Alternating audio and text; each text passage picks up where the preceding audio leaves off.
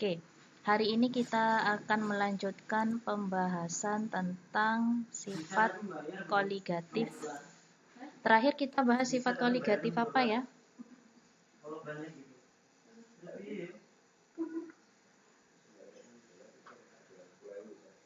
Yang terakhir itu kemarin pertemuan kita tentang sifat penurunan tekanan uap larutan. Nah, hari ini kita akan membahas sifat koligatif yang kedua, yaitu yang berhubungan dengan titik didih larutan.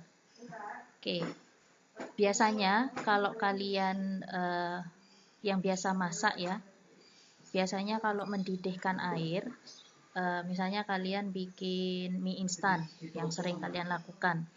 Nah, saat air itu mendidih, setelah mendidih kan otomatis kalian masukkan mie-nya ya. Nah, kalau kalian amati itu apa yang terjadi setelah kalian memasukkan mie instan ke dalam air yang mendidih? Mie-nya jadi lunak, Bu. Ya, sebelum itu kalau kamu lihat dari air yang mendidih. Airnya kan awalnya mendidih toh. Terus kamu masukkan mie-nya. Airnya bagaimana? Ngambang. Jadi kalau kalian perhatikan lain kali kalau mau masak, saat mie itu dimasukkan, air itu akan berhenti mendidih, iya enggak? Enggak Ya, belukuduk ya, enggak belukuduk lagi kan ya? Ya. Nah, D itu didefinisikan temperatur atau suhu saat, simpelnya kayak gini ya, suhu saat suatu cairan itu mulai mendidih. Suhu di mana suatu larutan mulai mendidih. Nah, itu adalah titik didih larutan. Kalian tahu nggak titik didih air itu berapa derajat Celcius? 100, Bu. Bagus. Jadi, titik didih itu disimbolkan dengan TB. B itu dari kata, ada yang tahu? T itu kan temperatur ya. B kecil itu nunjukkan apa? Di sini. Yang sebelah kiri berisi air murni, yang sebelah kanan berisi sukrosa atau gula. Ya. Kalau titik didih air itu saya simbolkan TB0 karena air itu adalah pelarut. Kira-kira kalau air gula kamu didihkan, itu nanti dia akan mendidih pada suhu lebih besar atau lebih kecil dari 100 derajat Celcius. Suhu di mana air mulai mendidih. Nah, air murni itu kan mendidih pada 100 derajat Celcius. Coba kalian amati gambar itu. Jumlah molekul air yang berubah atau yang menguap itu lebih banyak mana? Lebih banyak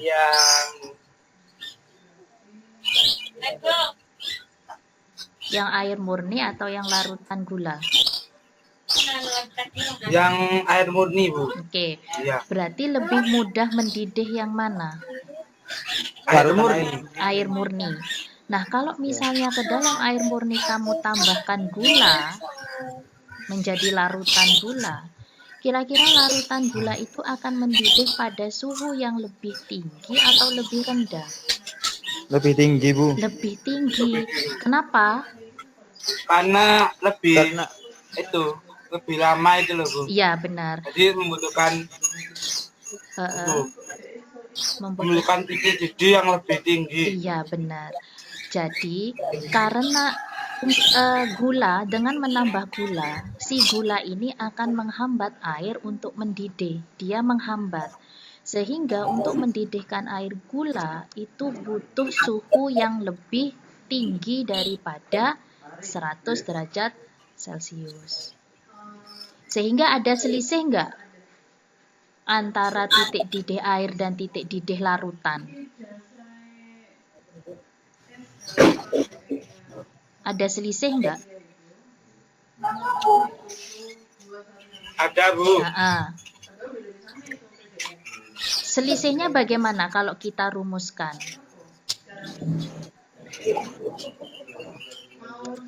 Nah, jadi selisihnya kita sebut dengan kenaikan titik di D. Kenapa? Karena penambahan gula itu akan menaikkan titik di D larutan. Berarti TB dikurangi TB 0.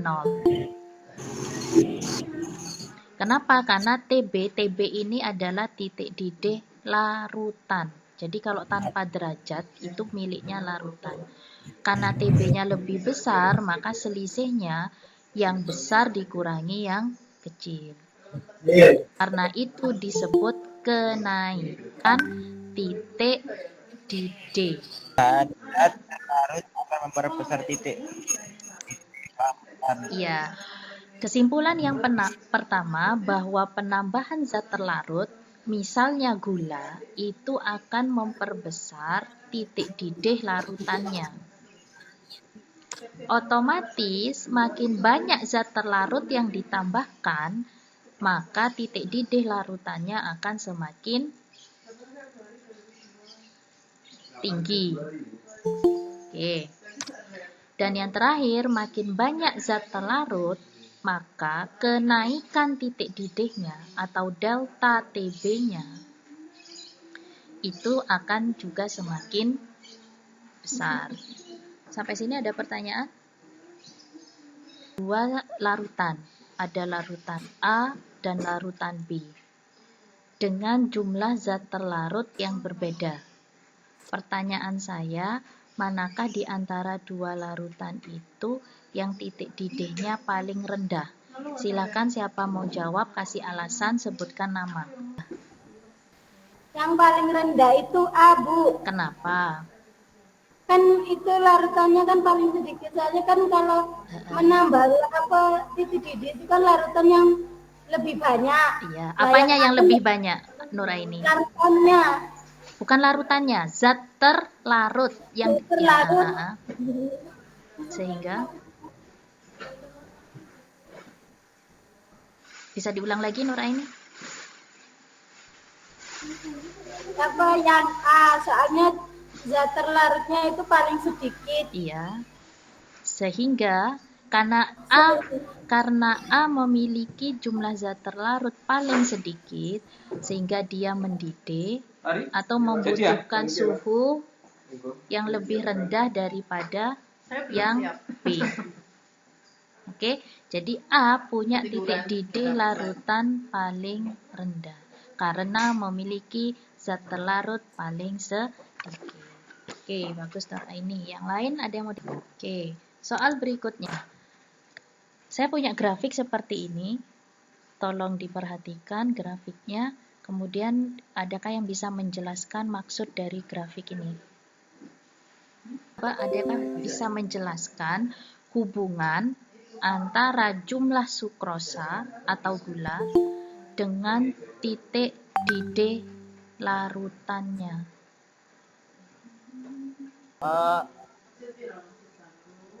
Semakin besar molaritas of sukrasa itu,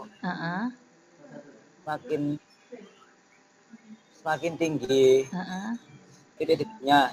Oke, sudah gitu aja, benar banget. Bagus Inam. Jadi kalau kalian lihat saat jumlah sukrosanya 0 atau hanya ada air saja, maka titik didih larutannya kita tidak menyebutnya larutan ya, karena masih belum ada zat terlarut. Maka titik didih airnya 100 derajat Celcius. Kemudian ketika kamu menambahkan sukrosanya sebanyak 2 molar, maka ternyata titik didihnya naik berapa derajat ini? 101, Bu. Oh, naik berapa derajat? Naik 1 derajat. Bagus, naiknya hanya 1 derajat Celcius. Kemudian saya tambah menjadi 4 molar sukrosa, 4 molar gula. Ternyata titik didih larutannya naik berapa derajat dari semula? 2. Iya. Kalau dari awal berarti saat belum saya tambah gula ya, Berarti kalau dari awal Ya. itu naiknya 2 derajat. Ketika saya tambah 6 molar gula, berapakah titik didih larutannya? Ya, naik 3. Berapakah titik Naik didih 3 dari larutannya? semula. Sik. 103. Kalau saya tanya titik didihnya berapa, berarti jawabanmu 103 derajat Celcius. Kalau saya tanya naik berapa derajat, baru kamu jawab 3 derajat Celcius. Dan seterusnya. Jadi kesimpulannya apa tadi Inam? Bisa diulangi? Semakin tinggi molaritas oksukrosanya, semakin tinggi pula titik didihnya. Bagus. Semakin besar jumlah molaritas sukrosa atau semakin besar jumlah sukrosa yang ditambahkan, maka titik didih larutan akan semakin tinggi. Nah, sekarang bagaimana sih cara menghitung kenaikan atau menghitung titik didih larutan suatu untuk menghitung titik didih suatu larutan. Rumusnya sederhana, delta TB sama dengan KB kali M kecil. Oke, kita bahas satu-satu. Delta TB itu adalah kenaikan titik didih. Ya, jadi kenaikannya, dia naik berapa derajat Celcius dari semula itu kenaikan. Sama dengan KB. KB itu tetapan kenaikan titik didih molal. Nah, nilai KB ini sudah ada di soal. Jadi kalian tinggal masukkan angkanya. Molal M kecil itu adalah, nggak tak tulis, Rek. M kecil itu adalah, sebentar saya tambahkan dulu. M kecil beda dengan M besar ya. Molaritas larutan itu Ya benar, M kecil itu molalitas. Kalau yang sudah kalian pelajarin kelas 2 kemarin itu molaritas, berbeda ya. Satuannya molalitas itu M kecil atau molal. Kalau molaritas satuannya molar. Oke. Nah, apa itu molal? Nah, molal sendiri, molalitas itu dirumuskan A dibagi MR kali 1000 dibagi P. Di mana A itu adalah massa zat terlarut. Misal massa gula yang dimasukkan, nah itu A. Satuannya harus gram. Dibagi MR. Nah, MR-nya nih MR sopo? MR-nya zat terlarut atau MR-nya gula. Kalikan 1000 per P. P itu adalah massa pelarutnya, massa airnya. Satuannya juga harus dalam gram. Jadi molal ini, M ini kamu ganti, substitusikan dengan rumus yang kedua. Sehingga rumus keseluruhannya delta TB sama dengan KB kali A per MR kali 1000 per P. Paham? Raikan lagi.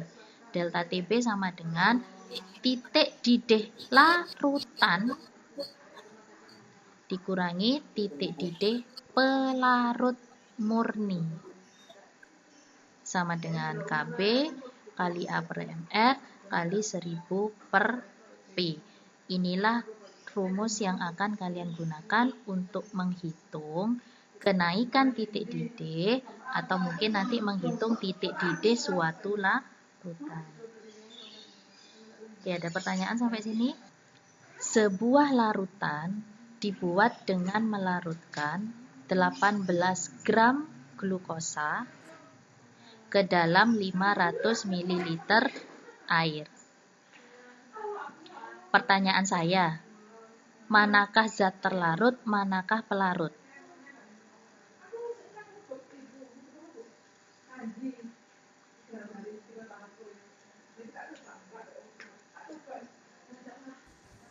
Saya, Bu. Silakan. Terlarutnya apa? Terlarutnya itu glukosa, Bu. Bagus. Pelarutnya? Air. Oke, ini siapa ya? Diki, Bu. Oke, Sik.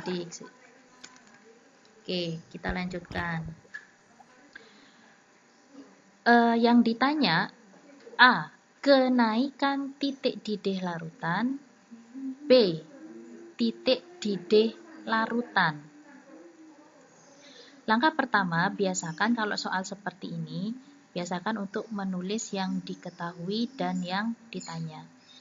Yang diketahui apa saja? Yang pertama, ada massa glukosa.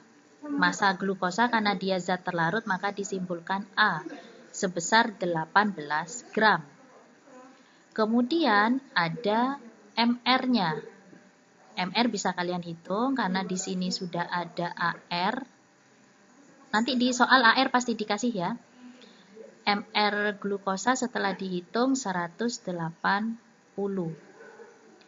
Kemudian volume air diketahui 500 ml. Tapi yang dibutuhkan itu adalah massa pelarutnya, P, bukan volume. Ya kan? Yang dibutuhkan adalah massa pelarut. Sedangkan di soal yang diketahui volumenya. Nah, bagaimana merubah dari volume ke massa? Nah, di sini sudah ada keterangan. Massa jenis air itu 1 gram per mililiter. Itu maknanya tiap 1 mililiter air massanya sama dengan berapa gram? 1 gram. Bagus. Berarti kalau 500 mili air berapa gram? 500 gram. Ya sudah, gitu saja. Itu cara merubah dari volume air menjadi massa. Jadi 500 mg massanya pasti 500 gram. Nah, ini disimpulkan dengan P. Ya. Kemudian yang diketahui berikutnya adalah KB air. Sorry ya, ini harusnya di soal saya tulis. Lupa, nggak saya tulis. Jadi tetapan kenaikan titik didih molal atau KB itu pasti diketahui di soal sebesar 0,52 derajat Celcius per molar. Oke, sampai sini ada yang mau ditanyakan?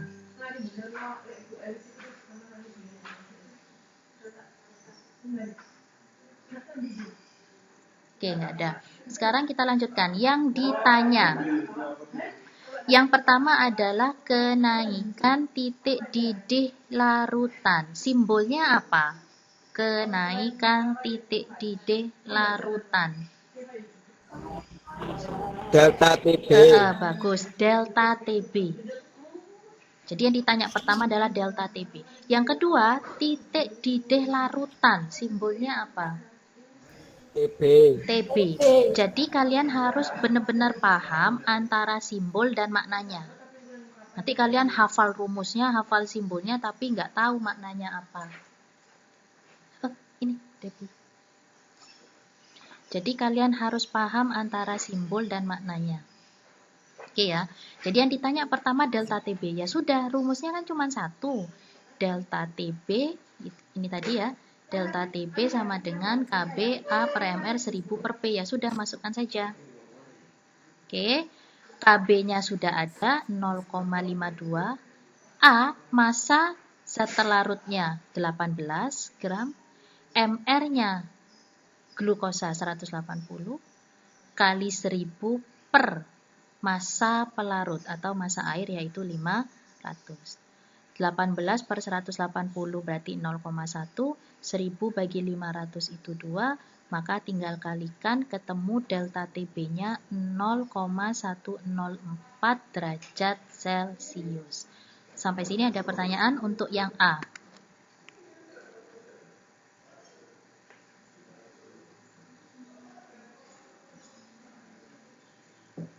Oke, paham ya?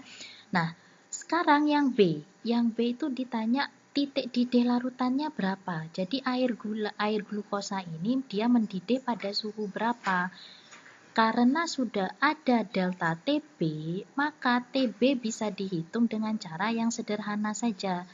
Delta TB itu kamu uraikan TB min TB 0. Nah, TB 0 itu apa ya? TB 0 itu apa? Titik didih air murni. Bagus, titik didih air murni. Berapa air mendidih pada suhu berapa? 100. Nah, kalian ingat ya, air mendidih selalu pada suhu 100 derajat Celcius. Walaupun di soal tidak dicantumkan, ini kalian harus tahu bahwa titik didih air 100 derajat Celcius. Maka masukkan saja TB 0-nya 100, maka nilai TB sama dengan 100 pindah ke ruas kanan jadi positif, 100 ditambah 0,104. Maka titik didih larutan glukosa itu akan lebih tinggi daripada titik didih air. Jadi berapa? Jadi 100,104 derajat Celcius. Sampai sini ada yang saya akhiri, mudah-mudahan bermanfaat. Tetap semangat. Assalamualaikum warahmatullahi wabarakatuh. Waalaikumsalam warahmatullahi wabarakatuh.